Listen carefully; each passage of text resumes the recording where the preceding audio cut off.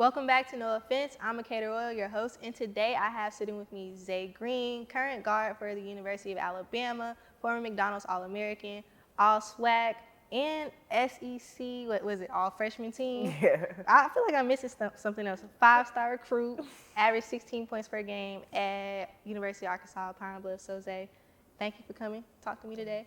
And today I just kind of want to talk to you about your journey, how you got started, and your experience so far as an athlete. So first thing I want to ask you is, how did you gain interest in the sport?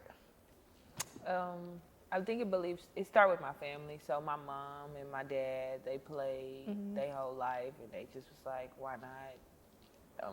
Tall, so go ahead and get in it.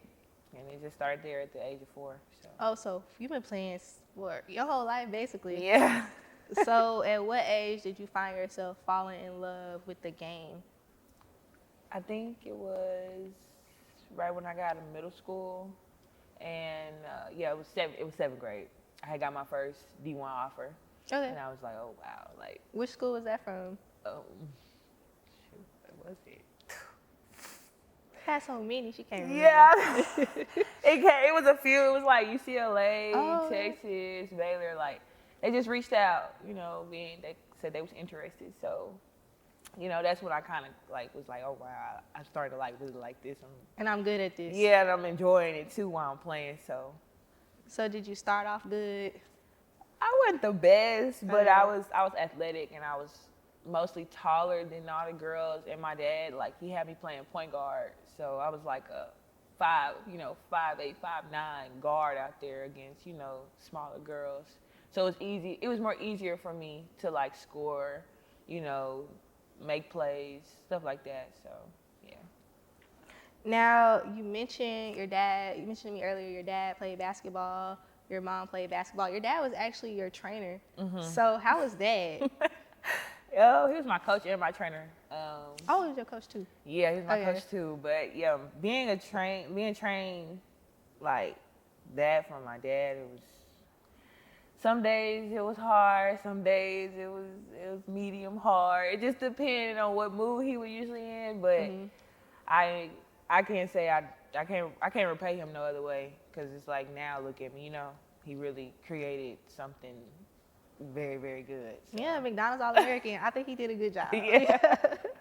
So how were the car rides on the way home after a game? What was that like? Depending on how I played, it was, sometimes they were harsh, and then sometimes they was pretty good. He'd be really happy for me. Always proud of me no matter what, but it wasn't the best. Sometimes it was real quiet, depending on how many layups I missed. So just depending on them days, that's all. So now I want to talk about your college recruitment. I know you won a state championship in high school. So you originally committed to University of Kansas, and then you were like, nah, I'm gonna go to Tennessee. So how did that happen? First of all, how did you like Kansas when you visited? I loved it. Personally, I loved it. Yeah. And the coach that's still there now that recruited me, I love him. Coach Brandon, he's awesome. I took a visit with 2 of my high school teammates. We were young. We was just like, why not? Let's go to college together. Let's get the experience. But then you get back home, you sit, and you still have other schools that's still interested in you because you ain't take the visit. So they still pushing, they still calling. They're like, well, just come on, just take a visit, just see. And a lot of, just people in your ears, your parents, your friends, just a lot of he say, she say stuff going on. It's just like, well, I just need to go ahead and do what's best for me, at the end of the day. And so I just went ahead and decommitted because I felt like that was more of a group decision. Right. And I'm doing that for other people. So I decided to, decommit and take a visit to Tennessee, and I ended up loving Tennessee. Going out there, being around them girls, being around the coaches, it was great. So I just ended up committing there on the visit. So I think I read that Candace Parker, you looked up to her as a player. Yeah. So who else would you say you look up to as a player, or who have you modeled your game after? Male or female? Female. It's always going to be female. Okay. Her name's Tiffany Jackson. She was a coach. She passed away recently to cancer. She was my coach at AAU too. Her dad was basically the face of DOW. And so I feel like I modeled my game after her. She was really tall, taller than me. She was like 6'4", but guard and code. She graduated from Texas, University of Texas. So Okay. I modeled after her, and it was like somebody I've always looked up to. She's just a person that was always sweet, always nice to us, and cared about the game. So, and she gave back to us as well. So, really just her. Yeah. So, you got to be a McDonald's All-American. As you know, not that many people get that opportunity. So, how was that experience? How was the game? What was that like? It was a while back, but it was fun. Yeah. It was really fun. It was an experience that I ain't gonna never forget. I'll tell my kids about that experience. Like, I got to be around Zion Williamson, Cam, like all the superstars, the superstars now. Like, even on the women's side, you know, I was around Kristen Williams, Olivia. It was so many girls. Charlie Collar, like, it was all of them. So overall, it was great. We got the best princess treatment we could get, you know, Adidas everything. So it was amazing. So, your college career, you've had some obstacles along the way. You had a couple of injuries. So, talk to me about that particular part of your career. I mean, just being a transfer from more than one school can be a lot, especially looking as a coach, and they're like, oh, wow, you've been to all these different schools, wondering what's the problem. And I really wouldn't say it was like an issue. It was just, I was just trying to find a home, like a home away from home. Like, that's what I was really looking for. And once I left my second school, Texas A&M, I was just like, I just need to go somewhere so I could go ahead and get this degree and be able to play the sport that I love without any politics, any distractions, just be out there and just go hoop, have fun again. And so I found Pine Bluff, ended up talking to Coach Dunn, and she gave me the best, you know, the best feeling, the most interest I could like really get from anybody else.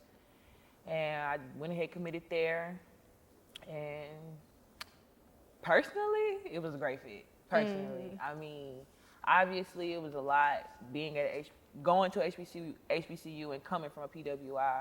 It was definitely a culture shock. But other than that, I can say I needed that experience. Speaking of the culture and the experience, you know, people have a great time at HBCUs. I went to HBCU. I had a good time. So what was that experience for you, like socially and culturally? Could you speak more to that? Yes. So, for instance, we'll have chicken fried Wednesdays. So like on Wednesdays, it's always fried chicken, yams, macaroni, black eyed peas, you know, stuff that you get from the house. So we'll have that every Wednesday. And then on Fridays, we'll have spaghetti and fish, fried fish. So like we'll have that every week, you know. So I could say like that was something that I loved. Like the women in the kitchen was making sure that we ate really good on them days. They probably loved y'all. Yeah, they did. Every time they seen us, they was definitely happy. Like, so the spaghetti and fried chicken, that must be an Arkansas thing. I've heard of people doing that, but I don't think that goes together. What you think? No, to me, I'm from Texas, and my people didn't do that. We used to eat spaghetti by itself. So with some bread. Yeah. And maybe some broccoli or green beans or something like that. Some salad. Corn. Yeah. Okay. Yeah. So UAPB, that's what they're doing on Fridays. Okay. Spaghetti and Fridays. Every Friday. So you had an opportunity to be a part of a UAPB team that beat their first Power 5 opponent in a while. So how was that feeling? How was that experience? Yeah, that experience was probably really, really good. That was probably like the highlight of the year for us. And just feeling like good going back into Pine Bluff. The city recognized that, like the whole city recognized it. And we felt like we was doing something good for the community, you know, just putting a name on for UAPB because a lot of people don't even really know what University of Arkansas Pine Bluff is. So I think that was just really good for the school overall. Well, a lot of people noticed that day. So, especially the Arkansas fans, I'm sure they were probably a little. Do you think y'all were underestimated going into that game? Oh yeah, well, I mean, we played them every year. Like that game was that game is always scheduled. Okay. So it's more like, you know, a money game. So I think a lot of people didn't expect for us to go in there and win, but it just happened. So I read a little bit. So you tore your ACL twice. Mhm. So the second time, were you at UAPB? Yeah, I Okay, and then so I read that you worked at a gas station. What was that like? Yeah, what was that?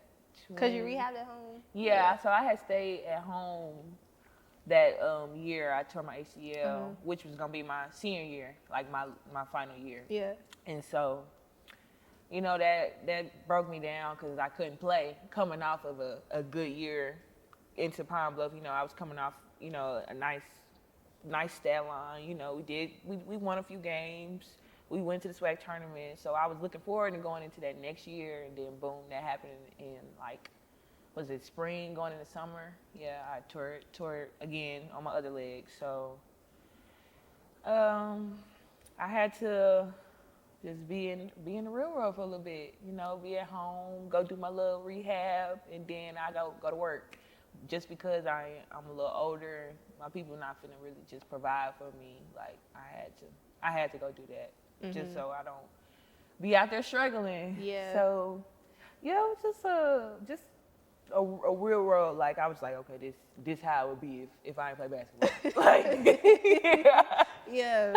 So that's all it was. I mean, I met some people, you know. I was shift manager, so it wasn't like I was just like cashier register. Yeah. Like I was doing other stuff, filling out paperwork and stuff. So it wasn't too bad. But Okay. But yeah, it ain't nothing that I would want to do though. and I just want to know about that experience because it's like I'm a D1 athlete and now I'm Working at a gas station. working at the gas station right now. You probably got a couple of looks. For sure I did. Yeah, I mean. But it's a part of the journey. Yeah, like I mean, I'm used to it now. So. So Yeah. back at UAPB, of course, there are hoopers in every division, every conference. So what would you say is the main difference between SWAC and SEC basketball? I would say how gritty it is in a SWAC, just because it's HBCU. So it ain't too like you probably see a few elbows and little fists, little pulls more in the SWAC than the SEC, just because the SEC is more kind of clean. You know, they're not gonna let no girl just go down there and just hit you real hard to pain. You don't see it. You know, the ref, they don't see it. Like the ref is gonna see that in the SEC just because they watching everything. So yeah, I'll say like the grittiness, like it was rough. Somebody elbowed you Yeah, I done got elbowed. I done got pulled out the air before. in the SWAC? Oh yeah, it's bad. They can't be doing that. It's bad. So you had a great year at UAPB, and so you got in the portal, and now you're at the University of Alabama. So why did you decide to come to Bama? Well, the first reason was the head coach coached my mother. Okay. So yeah, we go way back. Connection Alabama there. recruited me when I was in high school, and they've been knowing my family. So it was really a really great connection there. And I can say this was probably the best option for me personally, just because of how good the connection was with the coaches. Like it felt more like a home away from home, and I felt like I knew them without even like meeting them. So like on the phone, it felt so comfortable to talk to them. They already know everything I've been through. Like they just wanted to welcome me in. They're like, come on, just come on here. So it was just like a why not? It's a good fit. Yeah. So a lot of athletes, college athletes, when they enter the portal, and some are still in the portal, what advice would you give to somebody looking for a team? Personally, I would just say don't be too choosy and don't be too picky with what you got. You know, don't overlook anything. Definitely weigh out your options and do your research. Do your research on the programs. Make sure they're a good fit. You know, see what they done did in the past before you get there. Like, just be smart. You know, I mean, it's obviously a time limit, but at the same time, it's not. But just always be smart when you're making a life decision like that. So it's your last season in college. What are your goals this year? To get drafted to the WNBA and to play overseas. So just continue to play ball at a pro level. So now I want to ask you, you're a college athlete. So what's something that a lot of people don't see I guess. Or a lot of misconceptions, maybe. I guess they could see, like, I guess they don't see how hard it really is to actually be a college athlete at a high level, and not even just at a high level, but to be successful, to be like those household names like an Angel Reese or a Caitlin Clark, or even a Candace Parker, Asia Wilson. Like, you can go way back. Like, just to be that good at this sport, Breonna Stewart, you know, Sabrina, like, to be like that, it's gonna take a lot. It takes a lot. It takes time, and you got to put your whole life into it. I tell everybody I breathe and live basketball just because I feel like I do, because my world is around it. Like, all I do is literally either be here or be in the training room, or I'm at the house sleep because I got to get ready for the next day. Tight. So, yeah, I just say basketball. Like, that's it, basketball. That's all I know. So you mentioned Caitlin Clark. I saw that you had the second most triple doubles in the country. Yeah. Did Caitlin Clark have the first most? Yeah. It was you? Yeah. Congratulations. Oh, That's a big accomplishment. Thank you. And so what's your favorite part about being a college athlete? I can say the recognition like we get. So like you can walk around, go to the store, and be like, hey, I know you, like you so and so. Like I feel like that's really big, especially on the women's side, because a lot of people don't know a lot of the women's basketball, you know, names, and it's just like you go to Alabama or you go to another school and they know you when you walk in the store. I think that's really big and really nice, you know, just to be like a fave celebrity or something, you know. Yeah. So. We probably get that a lot around here. Yeah, and then even like coming from Pine Bluff, like they knew us. Like anytime they seen us at a store or Walmart, they was like, hey. So I think that's really nice. So what do you think about the future of women's basketball moving forward? Man, I think it's getting big. I'm excited because I know I could be a part of it too. So yeah, absolutely. It's just like, what else? You know, what else gonna change for us? Right.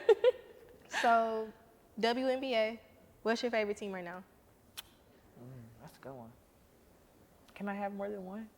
Yeah. Okay, cool. One is LA Sparks, just because of Ray Burrell. That's one of my closest friends.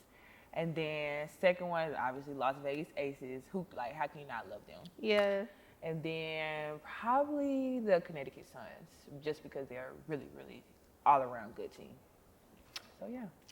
Love the Aces. Love them. Love Asia Wilson. Yes. Hopefully, I've been trying to make it to a game in Atlanta. Yeah. So we'll see. Yeah. And so I guess the last thing that I want to ask you today is, so when your college career is over, what do you want people to remember about you? That's a good one. That's a really good one. I guess I could say probably the most hardworking and most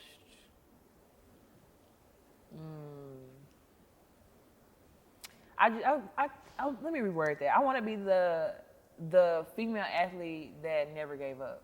So like they seen me, they seen where I've been, they seen what I went through, they seen where I started, and they seen how I finished, and they like, dang, she did not give up. That's how I want them to look at me. Like, no matter how hard it got, no matter where she went, what she been through, she still kept going. So I guess you could just say resilient. Resilient you are. No, seriously, because Thank you. just reading your story, seeing the transfers, reading about a lot of people, they probably wouldn't have made it through that. Yeah. So, thank you. Of course, thank you. All right. Hey guys, if you like this type of content, like, subscribe, and follow us on Instagram at No Offense Sports.